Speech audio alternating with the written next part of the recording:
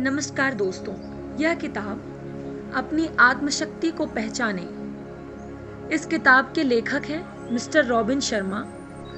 उनकी ज़बानी इस किताब का आमुख सुनते हैं। यह पुस्तक एक कथा साहित्य है।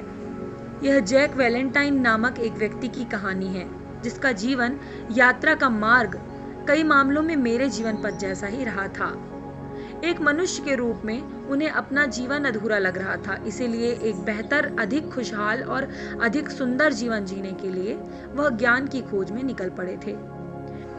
3 बड़े बड़े गुरुओं से साक्षात्कार के माध्यम से जैक ने अपनी संभाव्यता व यथार्थ को एक नया रूप देने के लिए एक प्रभावशाली दर्शन की खोज की। अपनी इस अद्भुत साहसिक यात्रा में जैक ने जो कुछ सीखा वह आपको भी अपने जीवन में सुंदर बदलाव लाने के लिए विवश कर देगा। ऐसा मैं इसलिए कह सकता हूँ क्योंकि इसने मेरे स्वयं के जीवन को पहले ही रूपांतरित कर दिया है। अपनी इस यात्रा के दौरान मेरा सामना अनेक मुश्किलों व बाधाओं से भी हुआ है, परंतु एक एक बाधा ने मेरे लिए अपने यथार्थ और सर्वोत्तम जीवन के निकट पहुंचने की एक एक सीढ़ी का काम किया है। कुछ वर्ष पूर्व मैं एक वकील था और सफलता के लिए संघर्ष कर रहा था, यह सोचते हुए कि इसी में मुझे स्थायी शांति व संतोष मिल सकता है। लेकिन जैसे जैसे मैं ज्यादा मेहनत करने गया वैसे वैसे मुझे एहसास होता गया कि इतना सब कुछ हासिल करने के बावजूद भी कुछ नहीं बदला है। सब कुछ पहले की ही तरह है। भौतिक उपलब्धि मैंने चाहे जितनी भी हासिल कर ली हो, लेकिन बाथरूम में लगे दर्पण में जैसे ही उस व्यक्ति को देखता था वह बिल्कुल पहले जैसा ही दिखता था। ना तो मुझे पहले से ज्यादा खुशी महसूस हो रही थी और ना ही कहीं कोई बेहतरी दिखाई दे रहा था। अपने जीवन के बारे में मैं जितना ज्यादा सीख रहा था, अपने मन हृदय में मुझे उतना ही ज्यादा एक खालीपन का एहसास होता जा रहा था। मैंने इन मूक संकेतों की ओर ध्यान देना शुरू कर दिया था, जिससे मुझे अपने चुने हुए पेशे को छोड़ने और गहराई में जाकर कुछ आत्मान्वेषण करने की प्रेरणा मिली। और मैं सोचने लगा कि इस पृथ्वी पर मेरा जन्म किस लिए हुआ है और मेरा व्यक्तिगत मिशन क्या है। मैं सोचने लगा था कि आखिर मेरा जीवन यथार्थ सफलता के मार्ग पर क्यों नहीं चल रहा और उसे सही मार्ग पर लाने के लिए क्या क्या बदलाव जरूरी है। मैंने उन मूल विश्वासों, धारणाओं और दृष्टि बिंदुओं का अवलोकन किया जिनके माध्यम से मैंने दुनिया को देखा था, और फिर उनमें मौजूद दोषों को दूर करने में स्वयं को लगा दिया। व्यापक और गहन रूपांतरण के दौरान मैंने स्वयं सहायता, व्यक्तिगत नेतृत्व, दर्शन और अध्यात्म पर आधारित पुस्तकों का अध्ययन किया। इस क्रम में मैंने व्यक्तिगत विकास के कई पाठ्यक्रम पूरे कर डाले, अपना सब कुछ बदल डाला, खाना, सोच, विचार, सब कुछ। अंततः मेरे भीतर से एक ऐसा व्यक्तित्व उभर कर सामने आया जो मेरे पहले के व्यक्तित्व से कहीं ज्यादा यथार्थ, संतुलित और ज्ञान युक्त था। सबसे पहले मैं आपको ये बताता हूँ कि आत्मखोज की इस यात्रा में मैं अभी नया हूँ। आत्मखोज की यह प्रक्रिया मेरे लिए एक शाश्वत प्रक्रिया है। एक उपलब्धि की चोटी मेरे लिए दूसरी उपलब्धि की तली है। इस समय भी जबकि मैं ये शब्द लिख रहा हूँ, मैं एक अन्य रूपांतरण काल से गुजर रहा हूँ और मार्ग में दुनिया को देखते हुए मैं अपने में आधारभूत मूल्यों का पुनर्मूल्यांकन करता चल रहा हूँ। लेकिन मैं स्वयं को सहज और संयमित बनाए रखने की कोशिश करता हूँ। मैं स्वयं को यह याद दिलाता हूँ कि मुझे धैर्य पूर्वक आगे बढ़ना है, नदी को धक्का नहीं देना है। हर नई सुबह नए नए मंगलकारी भाव और पहले से अधिक स्पष्टता व निश्चितता लेकर आती है। जीवन का यह सुंदर रूपांतरण ही मेरे लिए सब कुछ है। मैं आशा करता हूँ कि प्रस्तुत पुस्तक आपके हृदय को गहराई से स्पर्श करेगी। अगर आप इस सामग्री को सचमुच अपनाना चाहते हैं तो जरूरी है कि आप इसे दूसरों को भी पढ़ाएं। मेरा आग्रह है कि पुस्तक को पूरा पढ़ने के 24 घंटे में आप अपने किसी प्रियजन के साथ बैठें और इस दर्शन के बारे में उसे बताएं जो आपने इसमें सीखा है। इससे आपकी समझ में स्पष्टता आएगी और साथ ही सीखी बातों को आत्मसात करने में भी मदद मिलेगी। मुझे उम्मीद है कि पुस्तक में निहित ज्ञान आपके लिए उपयोगी और मजेदार होगा। इस पुस्तक से आपको जो कुछ सीखने समझने को मिलेगा, उसके लिए बाल सुलभ उत्साह एवं जिज्ञासा विकसित करना ही आपके संभाव्य व्यक्तित्व को यथार्थ व्यक्तित्व में रूपांतरित करने का सर्वोत्तम उपाय है। आपके समक्ष यह पुस्तक प्रस्तुत करने का मुझे सौभाग्य मिला, इसके लिए आप धन्यवाद के पात्र हैं। मैं आपके लिए सुख, शांति एवं संभावनाओं से परिपूर्ण आनंदमय जीवन की कामना करता हूँ। मुझे आशा है कि नए विश्व के निर्माण में आप अपना दायित्व पूरा करेंगे। रॉबिन शर्मा। भाग 1, नई शुरुआत। हम में से हर किसी के पास, चाहे वह कोई औसत व्यक्ति हो या फिर कोई योद्धा हो, त्रियायामी अवसर होते हैं जो समय समय पर हमारी आंखों के सामने दिखाई देते रहते हैं। एक सामान्य आदमी और एक योद्धा में अंतर यह होता है कि योद्धा इस प्रकार के अवसर से वाकिफ होता है और पूरी सतर्कता से उसकी प्रतीक्षा करता है ताकि जैसे ही अवसर सामने आए उसे पकड़ सके। क्लॉस कैस्टानेडा ने यह कहा है। जीवन में वैसी पीड़ा मुझे कभी नहीं हुई।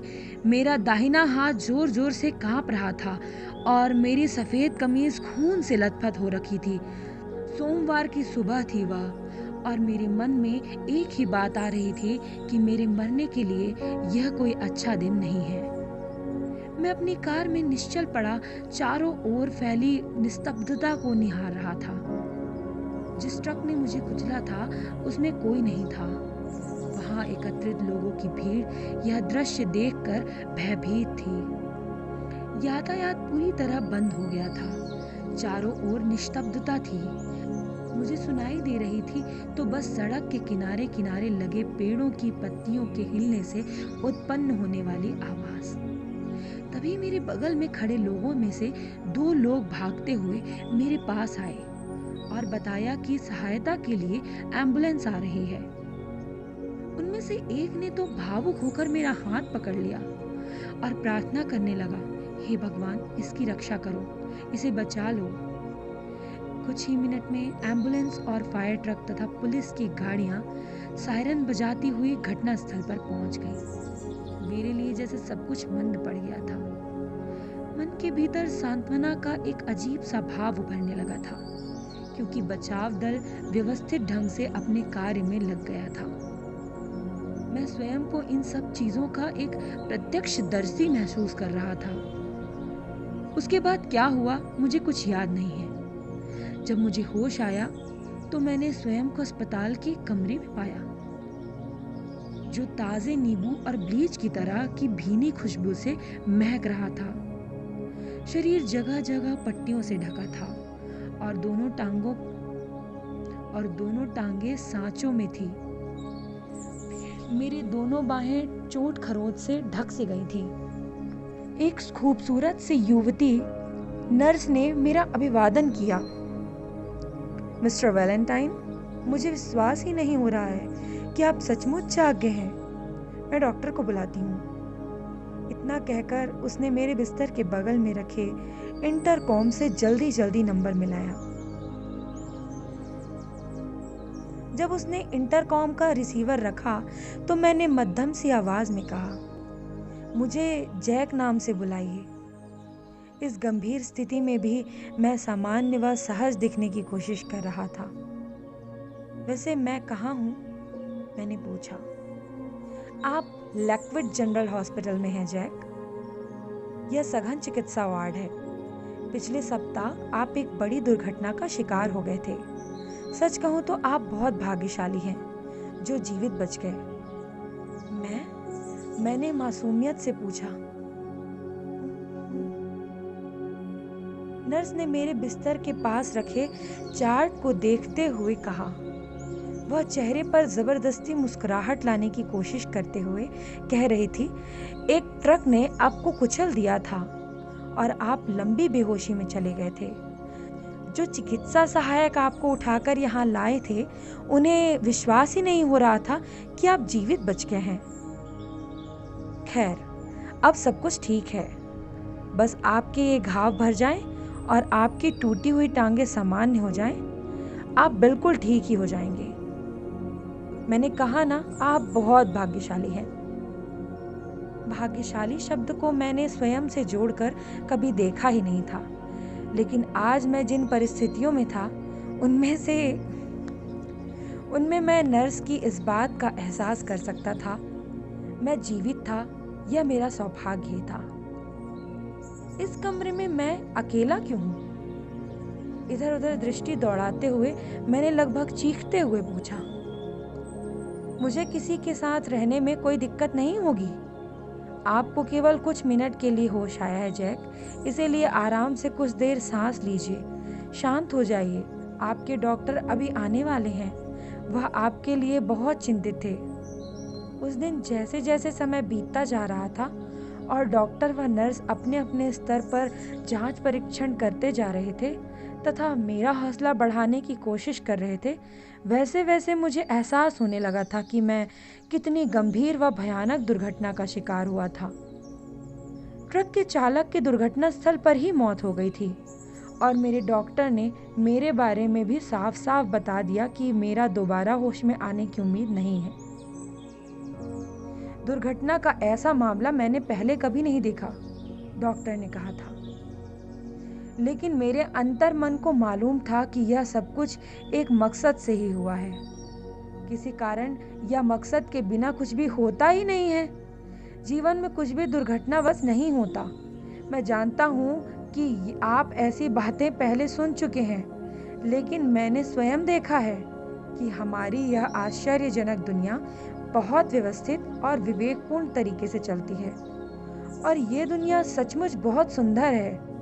ये दुनिया चाहती है कि हम शानदार जीवन जिएं, खुश रहें और जीवन में जीत व सफलता प्राप्त करें। मेरे अंतर मन से एक आवाज़ आ रही थी, जिसका आभास पहली बार मुझे अस्पताल के कमरे में हुआ था और जो मुश्किल क्षणों में मुझे ढाढ़स बंधा रही थी, जो मुझे बता रही थी कि कोई बड़ी बात होने वाली है और आने वाले दिनों सप्ताहों में जिन अनुभवों से मैं गुजरने वाला हूँ, उनसे न केवल मेरे स्वयं के जीवन में एक क्रांति आएगी, अपितु कई अन्य लोगों के जीवन पर भी प्रभाव पड़ेगा। अंतर्मन की यही आवाजें मुझे यह बता रही थी कि मेरे जीवन का सर्वोत्तम क्षण आना अभी शेष है। मैं समझता हूँ कि हम में से बहुत से लोग अपने अंतर्मन की इस बेआवाज पुकार को सुन नहीं पाते। हम सभी के हृदय के भीतर गहराई में एक स्थान होता है, जहाँ हमारे बड़े से बड़े सवालों का जवाब छिपा होता है। हम में से हर कोई अपनी सच्चाई अथवा यथार्थ को जानता है और यह भी जानता है कि जीवन को साधारण से असाधारण बनाने के लिए क्या किया जाए। परंतु हम में से ज्यादातर लोग विशुद्ध ज्ञान के इस प्राकृतिक स्रोत से संपर्क खो बैठे हैं, क्योंकि हमारे जीवन पर अफरा तफरी और शोरगुल का साया बना रहता है। लेकिन मैंने देखा है कि जब कभी मैं अकेला शांत होता हूँ, तब अंतर मन से सत्य की यह आवाज सुनाई देने लगती है। जैसे जैसे मैं इस आवाज की सच्चाई व मार्गदर्शन पर अपना विश्वास बढ़ाता गया, वैसे वैसे मेरा जीवन भी भरा पूरा होता गया। उस समय रात के 9:30 बजे थे, जब तक अर्दली एक अन्य मरीज को मेरे कमरे में लेकर आया। इस प्रकार अब मुझे साथ मिल गया था। मुझे बहुत सांत्वना मिल रही थी। अपने नए साथी को एक झलक देखने के लिए मैंने अपना सिर ऊपर उठा दिया। एक वृद्ध व्यक्ति था वह। उम्र लगभग 75 वर्ष रही होगी। उसके बाल सफेद हो चुके थे, जो बड़े सलीके से पीछे की ओर संवारे हुए थे। उसके चेहरे पर काले काले से धब्बे दिखाई दे रहे थे, जिससे पता चलता था कि कई वर्षों तक वह खुली धूप में रहा है। उसका कृशकाय शरीर देखकर ही मैं समझ गया था कि यह आदमी बहुत बीमार है। उसे सांस लेने में भी दिक्कत हो रही थी। मैंने यह भी गौर किया कि उसे कहीं पीड़ा भी हो रही थी। अर्दली अब उसे नए बिस्तर पर लिटा रहा था। तब उसने आंखें बंद कर ली थीं और वह धीरे से कराहने लगा था। लगभग 10 मिनट बाद उसने धीरे से आंखें खोली। मैं मंत्रमुग्ध था। उसकी नीली नीली आंखें चमक रही थीं और उनसे एक विचित्र सी आभा प्रकट हो रही थी जिसने मेरा रोम रोम हिला दिया था। मैं तुरंत समझ गया कि मेरे सामने लेटा वह आदमी कोई साधारण पुरुष नहीं था। इसके पास एक गूढ़ ज्ञान है जो भौतिकता के पीछे भाग रहे इस संसार में अत्यंत दुर्लभ है। मुझे लगने लगा कि मैं एक गुरु के सम्मुख हूँ। गुड इवनिंग, उसने बड़े ही गंभीर और गौरवपूर्ण भाव से कहा। लगता है हम कुछ समय के लिए यहाँ साथ साथ रहेंगे। जी, एक शुक्रवार की रात बिताने के लिए यह कोई सबसे अच्छा स्थान तो नहीं है, या है? चेहरे पर गर्मजोशी से भरी मुस्कान के साथ मैंने उत्तर दिया, मेरा नाम जैक है। अभिवादन स्वरूप अपना हाथ उठाते हुए मैंने कहा, जैक वैलेंटाइन। 1 सप्ताह पहले मैं गंभीर कार दुर्घटना का शिकार हो गया और अब कुछ समय तक मुझे इस बिस्तर पर पड़े रहना होगा। दिन भर मैं यहाँ अकेला रहा हूँ। अब आपका साथ पाकर मैं खुश हूँ। तुमसे मिलकर मुझे भी बहुत अच्छा लगा जैक। मेरा नाम कैल है। पिछले 7 माह से मैं इसी अस्पताल में हूँ, अलग अलग वार्डों में। पता नहीं कितनी बार मेरी जांच हो चुकी है, इलाज हो चुका है। अब तो मुझे लगता है कि मैं यहाँ से कभी निकल ही नहीं पाऊंगा। आंखें कमरे की छत पर टिकाए हुए उसने बड़े शांत भाव से कहा था। क्षण भर रुककर उसने फिर बोलना शुरू किया। शुरू में पेट दर्द के इलाज के लिए यहाँ आया था, जिसका कारण मैं खाने पीने में हुई कोई कमी या असावधानी समझ रहा था। 6 दिन बाद चिकित्सकों ने मेरा कीमोथेरेपी शुरू कर दिया। कैंसर? यथासंभव संवेदनशीलता प्रदर्शित करते हुए मैंने पूछा। हाँ, जब चिकित्सकों को इसका पता चला तब तक यह मेरे पूरे शरीर में फैल चुका था, फेफड़ों, आंत और अब तो सिर तक में भी फैल गया है। अपना दाहिना हाथ बालों पर फेरते हुए उसने बताया। सोचने की मुद्रा में उसने आगे बोलना शुरू किया। दूसरे बहुत से लोगों की अपेक्षा मैंने एक शानदार जीवन जिया है। बहुत गरीबी में मेरी माँ ने मुझे पाला था। सच बहुत अच्छी महिला थी वह, मेरी माँ की तरह। मैं बीच में ही बोल पड़ा। मैं रोज अपनी माँ के बारे में सोचता हूँ, कैल ने आगे कहा। सहृदय व संवेदनशील होने के साथ साथ वह फौलाद की तरह मजबूत भी थी। जितना विश्वास वह मुझ पर करती थी उतना विश्वास मुझ पर अब तक किसी ने नहीं किया होगा। वह हमेशा मुझे बड़े बड़े सपने सजाने और ऊंचे ऊंचे लक्ष्य के लिए प्रोत्साहित करती थी।